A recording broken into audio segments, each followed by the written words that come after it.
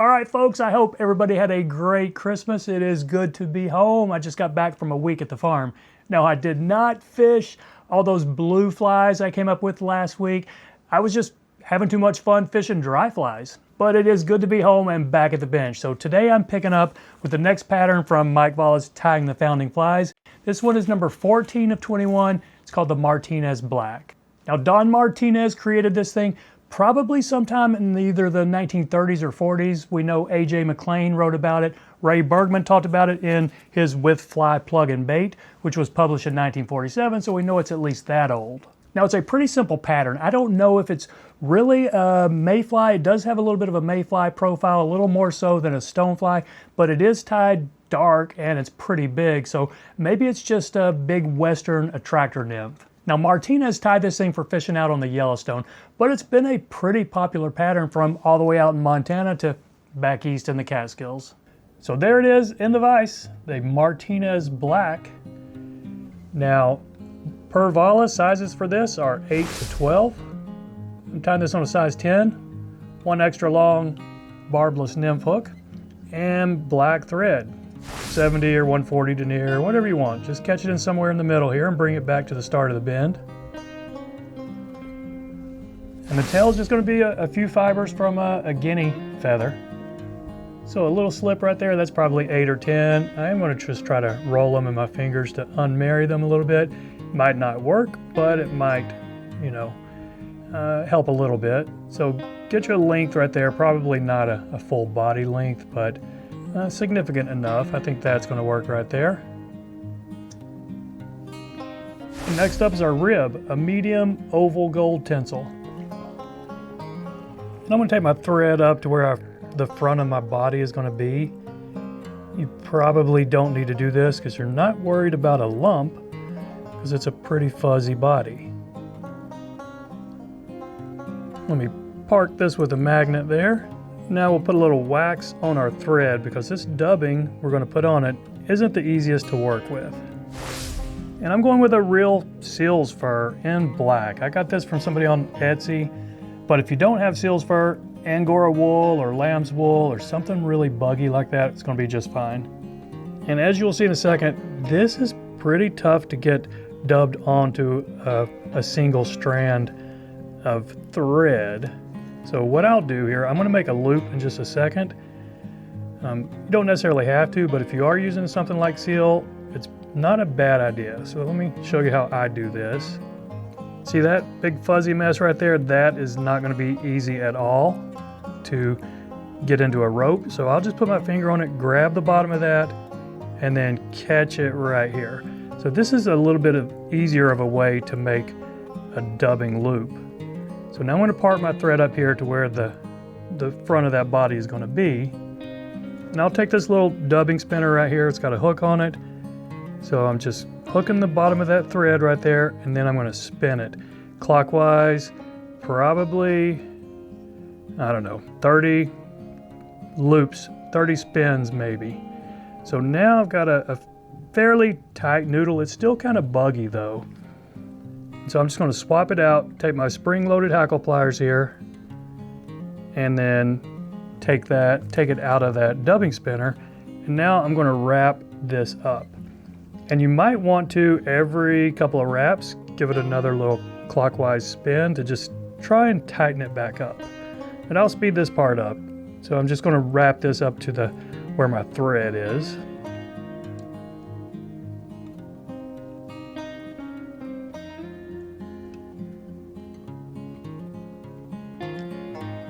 Okay, now I got it up there, I'm going to go ahead and catch this one off.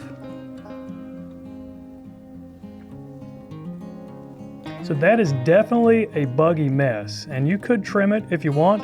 I'm not going to. I might end up in a minute, but I'm going to go ahead and wrap this rib, which might bind some of these wayward fibers down.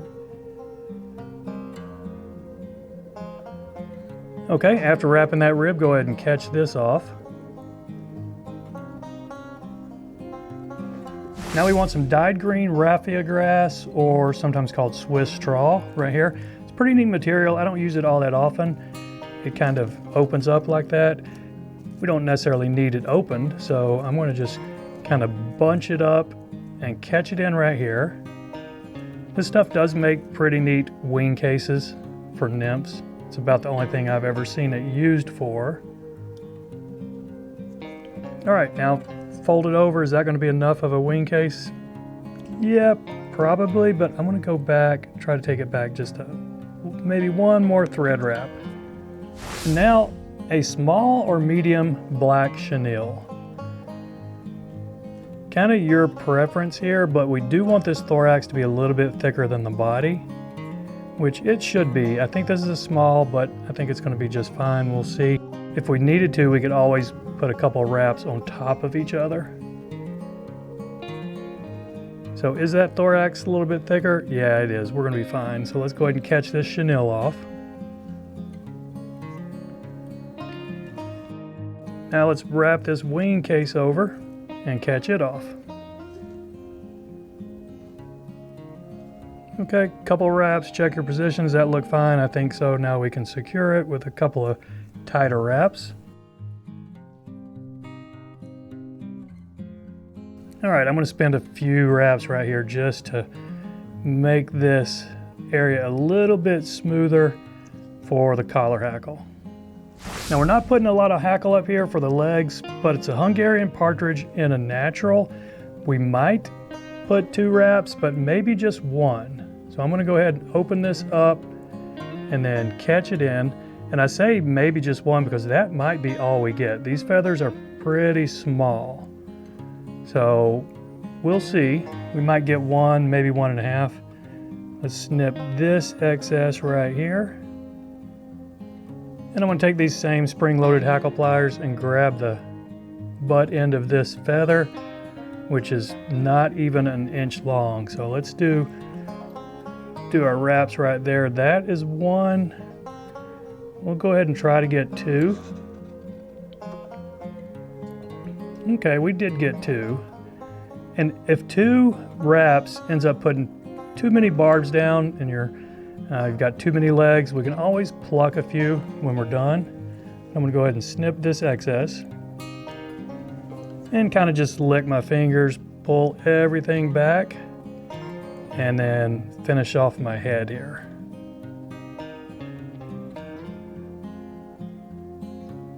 So I don't think that's too many barbs. Do have a little bit of a mess up there with the eye. I'll probably need to grab my singeing tool, but before that, let's go ahead and whip finish it.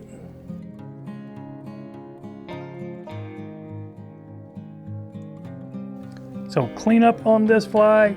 Yeah, you might want to go in here and trim some of this seal or whatever you use for the body if it is just a little bit too unwieldy. You know, I'm not going to in this case. I'm just going to clean up that head, put some head cement on it, call this thing done. So there you go, my friends, a Martinez Black. I appreciate you watching. Y'all take care, and we'll see you next time.